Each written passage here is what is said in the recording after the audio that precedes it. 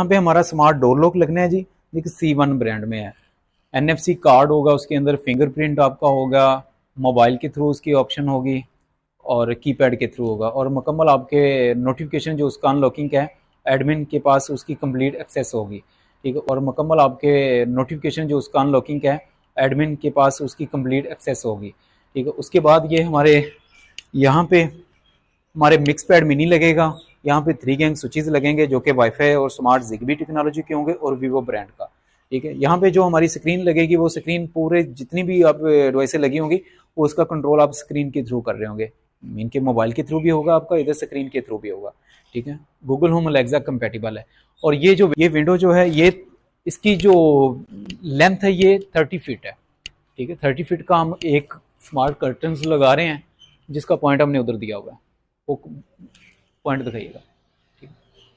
ये स्मार्ट होगा। उसके बाद जितनी भी लाइट्स हैं, रॉप लाइट है, सीलिंग लाइट्स हैं, एसी है, चीज़ें हैं, ये हम स्मार्ट कर रहे हैं जी इंशाल्लाह। अभी हमारी इंस्टॉलेशन जो है विद इन 10 डेज में इंशाल्लाह स्टार्ट हो जाएगी, और उसके बाद इंशाल्लाह जब कंप्लीट हो जाएगा घर तो नेक्स्ट वीडियो आपको तब मिलेगी। अल्लाह हाफ़िज़।